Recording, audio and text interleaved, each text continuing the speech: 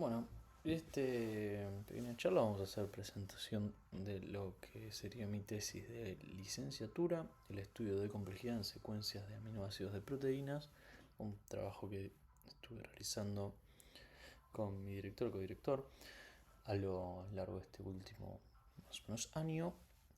Y el título puede separarse en dos partes, si lo pensamos. Hay por una parte que habla de complejidad, el estudio de complejidad, y una parte que habla de secuencia aminoácido-proteína. Son dos cosas en las que ahora nos vamos a meter un poquito más a fondo para entender la motivación y los objetivos de esta tesis. ¿Por qué? ¿Qué es la pregunta que queremos responder? ¿Qué fenómeno observamos en el mundo real que motiva realizar esta tesis? Sobre las proteínas son moléculas esenciales para la vida como la conocemos. Nosotros estamos teniendo esta conversación en este momento porque dentro de nuestro cuerpo hay células que están produciendo proteínas y esas proteínas llevan a cabo reacciones químicas dentro de nuestro cuerpo que nos permiten la vida. Entonces son relevantes para el mundo como lo conocemos y de ahí surge un poco nuestro interés de estudiarlas para poder comprender todo mejor, si se quiere. Las proteínas están conformadas por aminoácidos. ¿Cómo es que se da eso?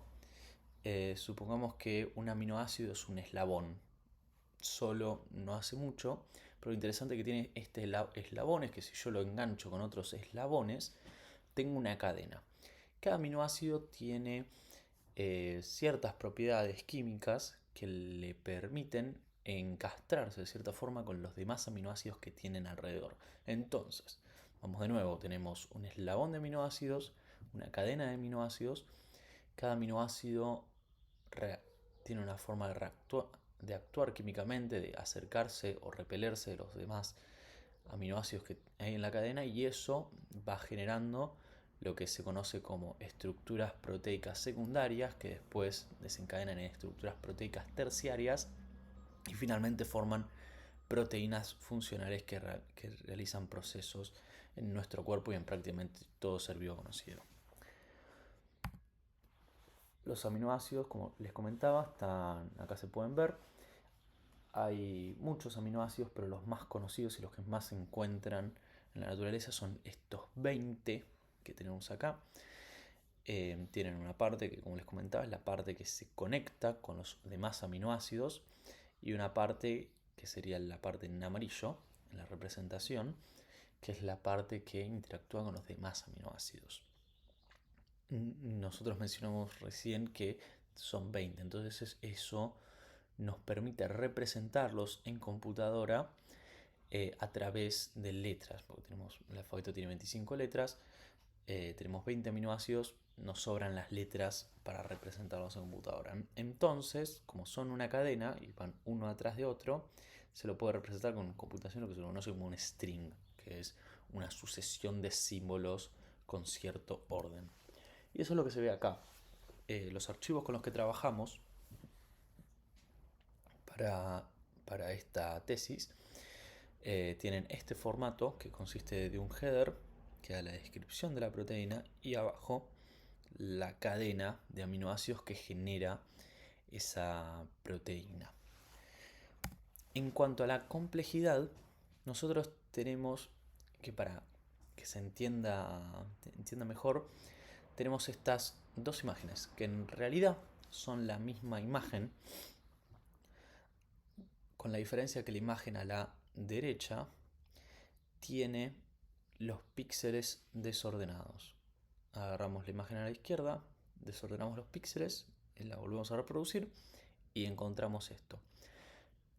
La noción de complejidad habla de una estructura, de un orden subyacente. Estas dos imágenes podríamos decir que son las mismas, pero a la imagen de la izquierda yo puedo leerla, yo puedo extraer información sobre esta.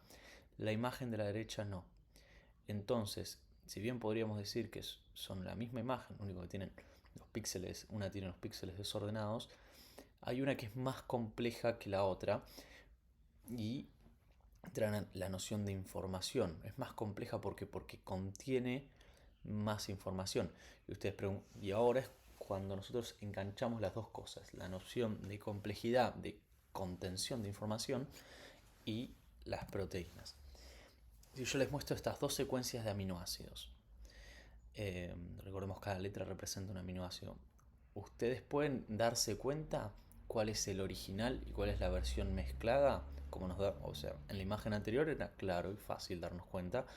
El de la izquierda era la versión original y la versión mezclada era la derecha, porque una la puedo leer y la otra no sé qué es. Acá es más difícil, no nos podemos dar cuenta así a simple vista cuál es la versión original y cuál es la mezclada. Y esa es la motivación de esta tesis. Buscar alguna función de, de complejidad que nos permita diferenciar la versión sintética mezclada de una secuencia de aminoácidos original. Esto podría abrir un mundo de posibilidades porque porque muchas proteínas tienen un largo de cientos o miles de aminoácidos. Entonces probar cada posible combinación de aminoácidos se vuelve estadísticamente, combinatoriamente prohibitivo, porque uno tiene el largo de la entrada elevado a la 20 y genera números muy grandes, y probar eso en un laboratorio es muy costoso.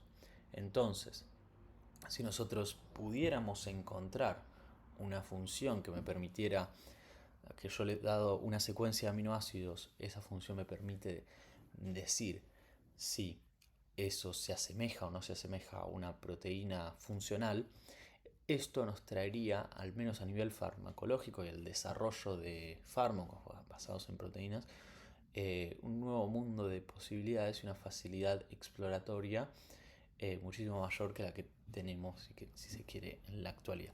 Entonces, la motivación para encontrarla es eh, muy grande. Puntualmente, la pregunta que se quiere responder con esta tesis es: ¿son realmente distinguibles las secuencias de aminoácidos de las generadas al azar? ¿Hay una diferencia o son simplemente las mismas? Para esto generamos tres objetivos específicos, que es obtener y generar un dataset de secuencias de aminoácidos. El segundo es implementar las diferentes funciones. Y el tercero, con una visión más a futuro, es desarrollar una herramienta que permita el cálculo y hacer esto de forma sencilla. Yendo por el primer objetivo, vamos a buscar el dataset. El dataset utilizamos este que se encuentra en pantalla, que es de Uniprot y es Reviewed SwissProt, que consta de el nombre con el que se descarga es uniprot.sprot.fasta. FASTA es el formato que veíamos antes de un header y la entrada, y consta de 571.864 entradas totales, con un largo variable entre 2 y 35.000 aminoácidos por entrada, en caracteres.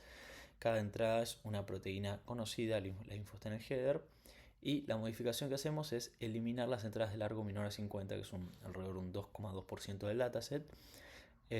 Son unas 12.000 entradas, y estas se eliminan porque estas corresponden a polipéptidos y proteínas pequeñas que no son relevantes para el análisis. Sobre lo que sería el dataset original, se generan unos 22 datasets extra. Los que se generan son primero los que conocemos como shuffle, la versión shuffle de ese dataset, que si nosotros tuviéramos una que consiste en mezclar los aminoácidos que se encuentran, y esto se hace de forma pseudo-aleatoria para poder replicarlos, y se generan 10 muestreos diferentes se generan 10 versiones diferentes para que una distribución atípica no sesgue los resultados de la muestra. Después se trabaja con los promedios de las mismas. Entonces, si nosotros tuviéramos una secuencia de ejemplo que dice cadena peptídica y esta se la mezcla, tendríamos A y CSP, es un ejemplo.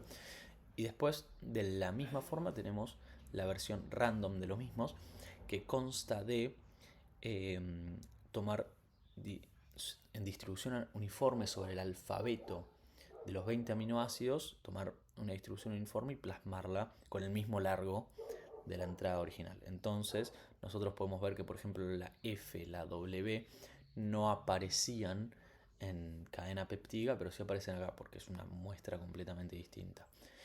Y así también generamos 10, como lo hacíamos con el caso Shuffle.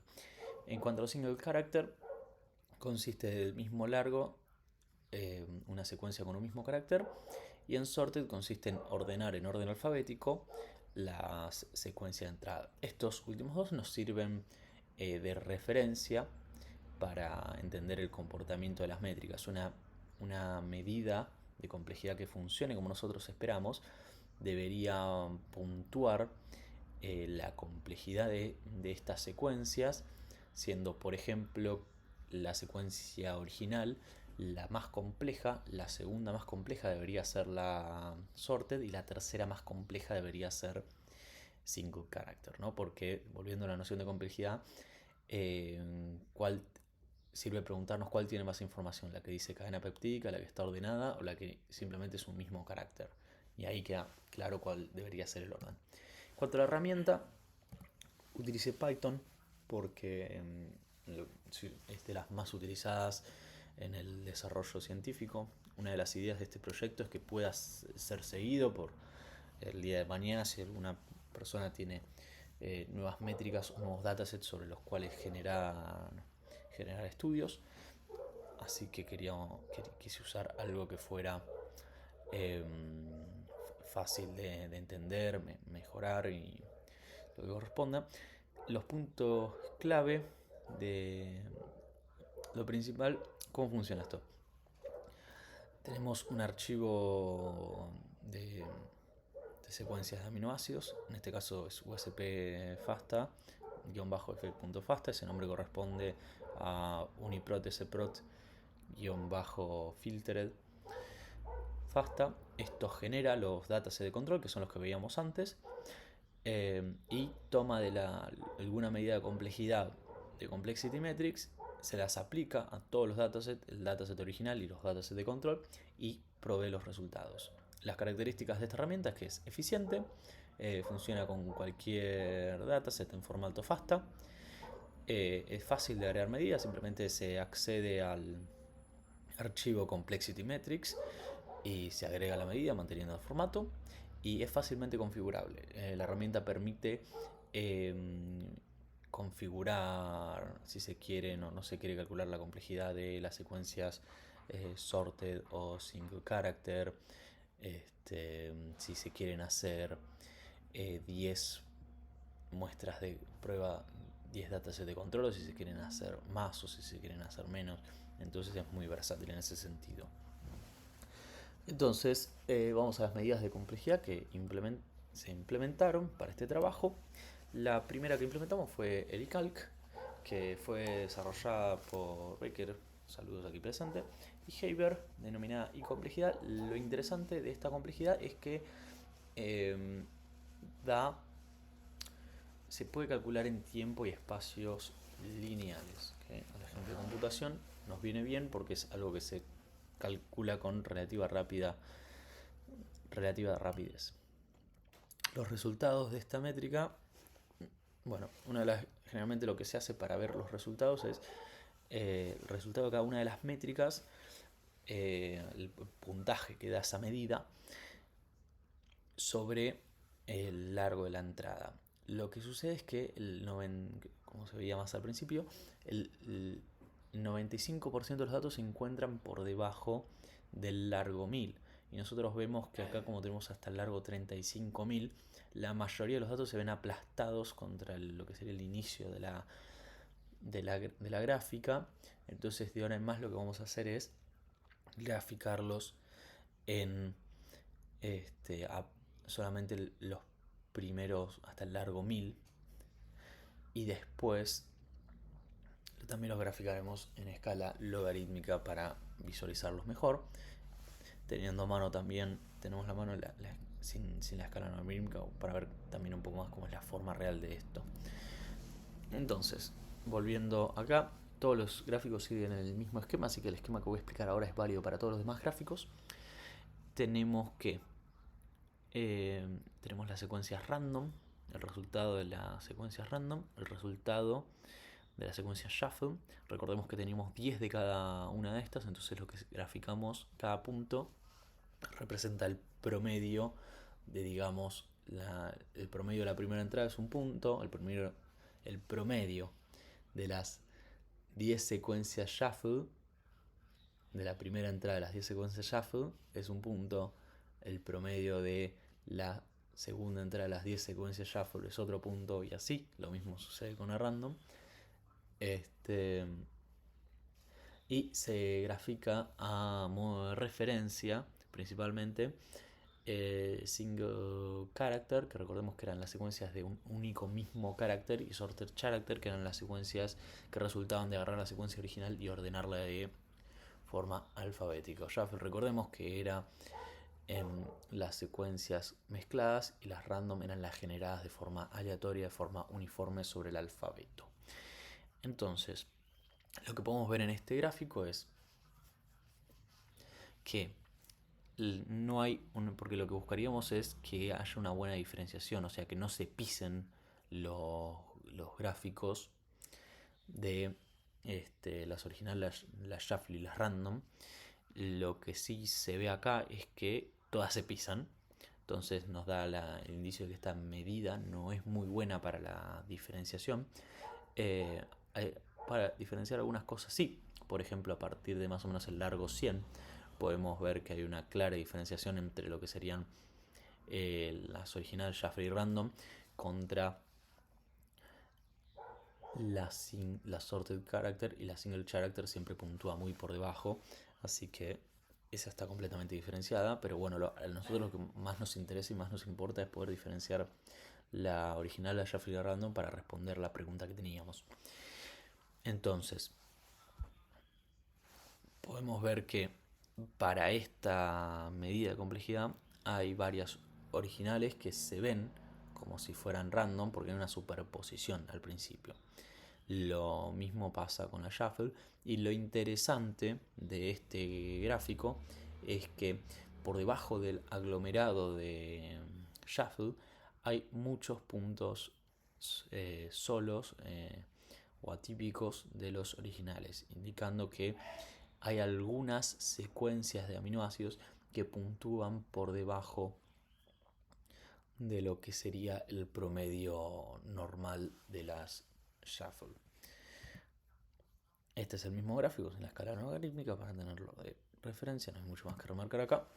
Y otra de las cosas que hicimos para todas las medidas es la complejidad puntuada del original, la dividimos por el valor obtenido del promedio de las demás complejidades, y esto nos da estos gráficos. Estos gráficos interpretan que cuanto más fuera del 1 hay, cuanto más fuera del valor 1 estén los resultados, mejor es la diferenciación que logramos. ¿Okay? Entonces nosotros podemos ver acá que para el caso shuffle tenemos un gran aglomerado de puntos alrededor del 1, y lo mismo pasa con el random, pero tenemos varios puntos que caen por debajo de esto, lo cual no es muy usual, y eso lo vamos a seguir viendo más adelante. Discrepancia, esta es otra métrica de otra medida de complejidad. La diferencia, esta medida busca medir la diferencia de una cadena, que es la diferencia máxima de en cualquier subcadena entre el número de apariciones del símbolo que más aparece y el símbolo que menos aparece en esta subcadena. Entonces, si tomamos el primer ejemplo que tenemos ahí, vemos que el valor es 5 porque tenemos esta subcadena que tiene 5 apariciones del 1, ninguna aparición del 0, Después de la de abajo tenemos 3, porque tenemos 4 apariciones de 0, menos la que menos aparece, es el 0, aparece una sola vez y nos da 3. 4 menos 1 da 3 y así. Los resultados de esta medida fue que acá se invierte en lo que serían el techo y el piso. La single character puntúa por arriba, queda bien diferenciada, y acá tampoco se logra diferenciar. Al principio podemos ver, bueno, esto confirma un poco lo que veníamos conversando antes. A medida que aumenta el largo de la entrada podemos ver una mejor diferenciación, y esto justifica un poco lo que veníamos diciendo sobre que nosotros, el por qué eliminamos las secuencias de largo menor a 50. Vemos que están todas muy superpuestas, no hay buena diferenciación entre el caso original y el shuffle. Después, sobre el final, estamos logrando a lo largo del alrededor 500, estamos logrando un poco más de diferenciación con el resto de los gráficos. Eso es lo que se puede ver aparentemente por acá. También podemos ver que el crecimiento de single character es lineal. Y acá podemos confirmar lo que mencionábamos antes. Podemos ver que la mayoría de los puntos están sobre el 1 en cuanto al original, la versión Shuffle, pero que tenemos una muy buena diferenciación, es decir, a partir del largo 200, en el caso random, hay una clara diferenciación entre el original y el random. Se ve que ya abandonan la línea del 1 y se muestran bien separados, lo cual ya adelantando un poco lo que se va a ver al final, no hay mejor diferenciación en el caso random que lo que se encuentra en este momento en discrepancia. Discrepancia en bloque, el mismo concepto de antes, de agarrar de la subcadena los que más aparecen contra los que menos aparecen, restarlos y buscar la subcadena que maximice eso. El mismo concepto se aplica, pero en adblockers. Lo que sucedió en la práctica con esta medida es que no logramos computarla porque resultaba muy pesado, pero lo computamos con una medida que era menor, con un dataset que era menor. Y esto habla de la habilidad que tiene la herramienta para aplicar la métrica con diferente dataset. Agarramos un dataset que era representativo de el original que veníamos usando y lo calculamos sobre ese. Como no es el mismo dataset, no lo vamos a mostrar. La complejidad de Kolmogorov consiste en, dada una subcadena, cuál es el programa más chico que puede generar esa cadena. A grandes rasgos, eso es lo que busca esta medida de complejidad. Lo interesante de esta medida de complejidad es que no es computable, no es posible de armar un programa que calcule esto efectivamente, pero lo que se logró a través de trabajo, a través de Student Papers, es encontrar una implementación en R de lo que se conoce como el Block Decomposition Method, que es esta medida de complejidad, cortarla en pedazos, esta aproximación, cortarla en pedazos más chiquitos, a aproximar cada parte más pequeña y en base a eso lograr reconstruir la medida completa. Nada, eso mismo. Bueno, vamos yendo a los resultados. Podemos ver que sucede algo parecido a lo que vimos anteriormente con el calc. Hay secuencias de aminoácidos que se ven como si fueran de las originales, que se ven como si fueran random. Estas tres están superpuestas, las original, shuffle y random. Eso indica que algunas que para esta medida se ven como si fueran random. Y no hay muy buena diferenciación. Podemos ver que hay algunos puntos que sobresalen, pero no hay muy buena diferenciación tampoco entre el caso original y el shuffle. Este es el gráfico original sin la escala logarítmica. Acá nos permite ver que alrededor del 500 o el 800 en realidad hay como una separación de lo que sería el random con el original. Esto es un poco lo que se ve acá, donde se puede ver que a partir también del 800 en el caso random estamos por debajo, pero todavía mantenemos la mayor parte de los puntos alrededor del 1, lo que nos indica que tampoco estamos logrando una buena diferenciación.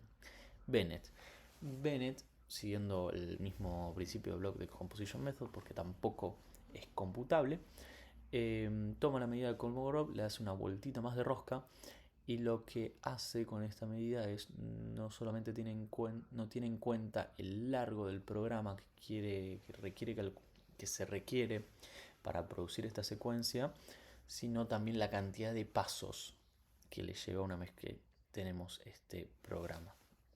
Yo esperaría que, dado que es un poco más compleja que la métrica anterior, tenga un mejor resultado. En la práctica no se da.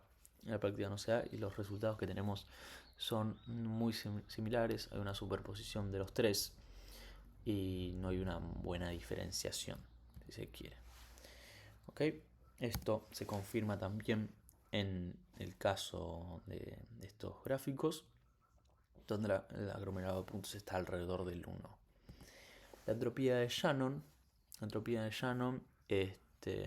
busca medir la probabilidad dado una fuente de símbolos aleatorio, la probabilidad de que un símbolo aparezca.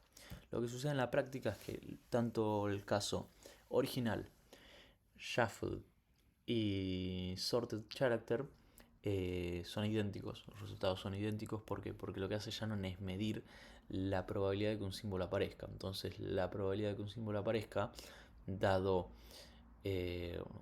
una secuencia, mientras la cantidad de apariciones de símbolos sea la misma, el resultado es el mismo. Entonces no importa si están ordenadas, si son originales, las secuencias originales están mezclados o si están ordenados, la probabilidad de que aparezca un símbolo en esa secuencia, un X símbolo en esa secuencia es la misma. Eso es lo que se ve acá, eso es lo que se ve efectivamente en el shuffle, que están literalmente la totalidad de los puntos sobre la línea de valor 1. En cuanto al random, podemos ver que hay una diferenciación, pero esta se debe a que la distribución del random es distinta. Es distinta la distribución porque una es una distribución uniforme sobre el alfabeto y la otra no es uniforme. La entropía de segundo orden toma el mismo concepto que antes, pero lo hace en bloques. Shannon también desarrolló esta como entropía en bloques, donde en vez de tomar símbolo por símbolo, se toma de a conjunto de símbolos. Entropía en bloque 2, o entropía de segundo orden, es esta donde cada símbolo se lo consideran. Cada símbolo que toma Shannon se considera un conjunto de dos símbolos de los que aparecen en la secuencia. Con esto logramos relativamente mejores resultados. Al menos ya no están los tres casos superpuestos, pero todavía podemos ver que el original y el shuffle están bastante ensimismados y random logra diferenciarse sobre el final de la métrica. Creo que más claro, después del largo 600 podemos ver que empieza a haber una diferenciación con el random, pero el original del shuffle siguen bastante ensimismados. Eso es lo que se puede ver acá. Vemos que después del valor en el random, después del valor 600, o podría decirse 500 incluso, dejan la línea del 1, pero el shuffle todavía mantiene la mayoría de los puntos sobre el valor del 1.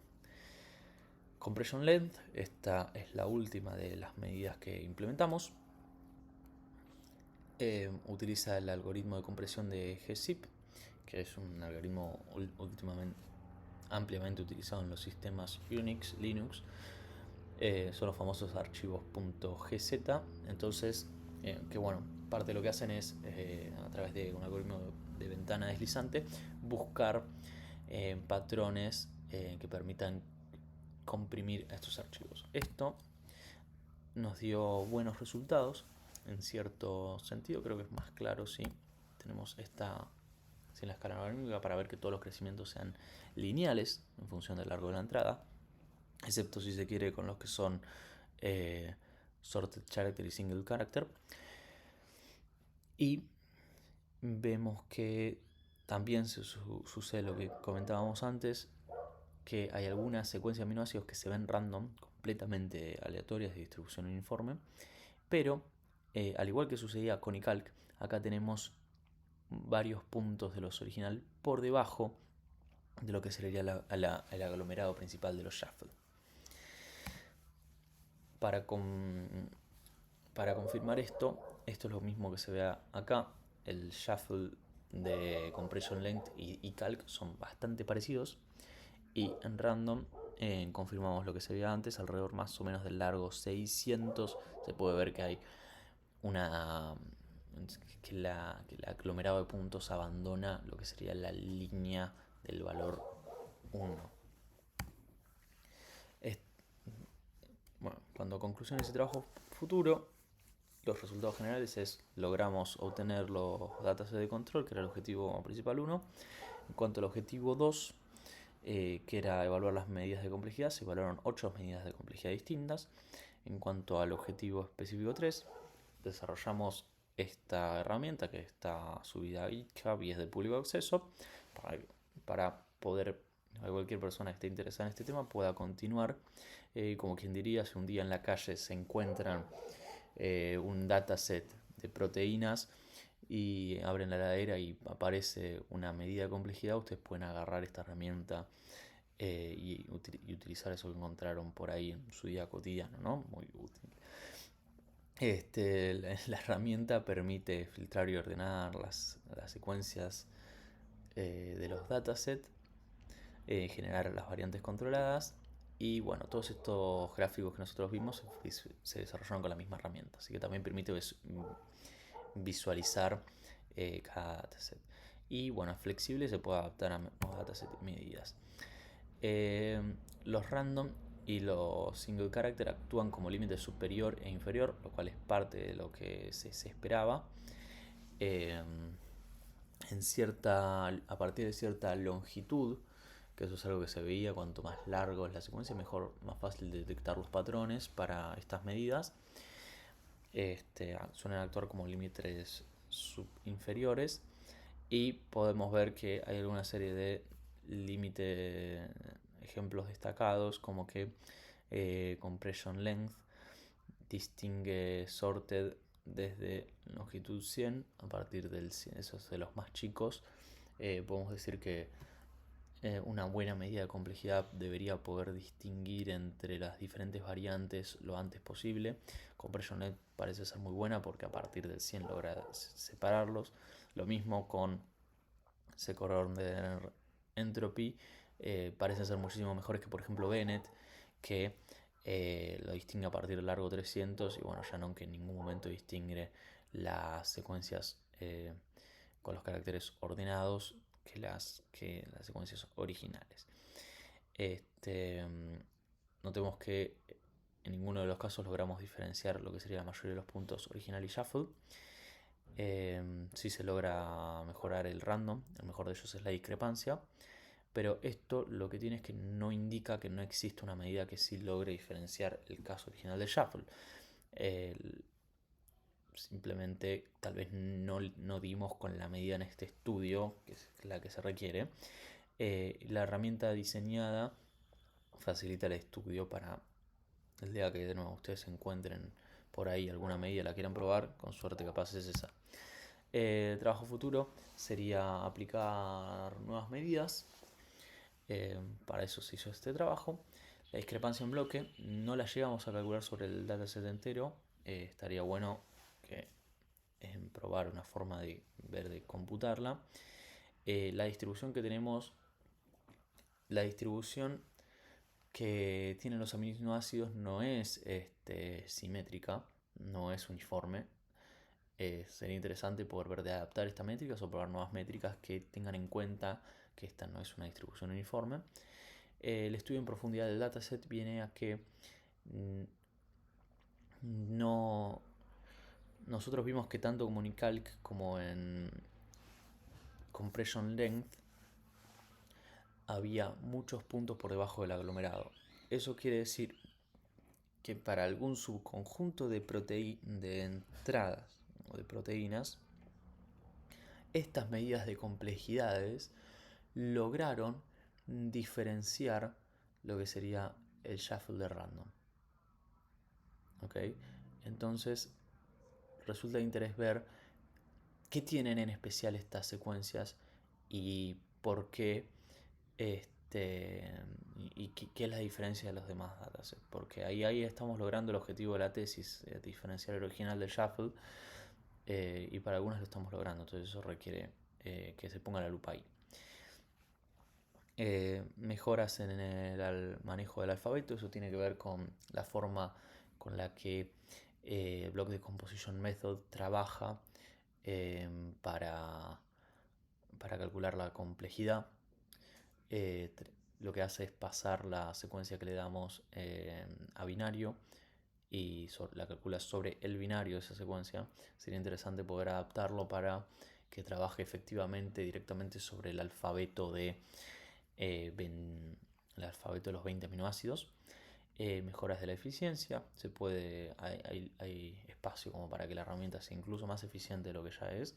Y opinión de expertos en el sentido de que si nosotros agarramos, por ejemplo, una frase en ruso y les cambiamos el orden de los caracteres, nosotros, al menos yo que no hablo ruso, no podría diferenciar la original de la mezclada, porque no hablo ruso y soy completamente ajeno a ese lenguaje. Y bueno, y tal vez podemos extrapolar esa misma idea a esto y decir, esta secuencia de aminoácidos son palabras escritas en un idioma que no estamos logrando entender. Sería interesante tener la opinión de un experto, un lingüista, que pudiera darnos algún tipo de insight de cómo interpretar esto. Eso sería todo. El trabajo está disponible, tanto la tesis como la herramienta desarrollada está disponible públicamente en este GitHub. Así que muchas gracias.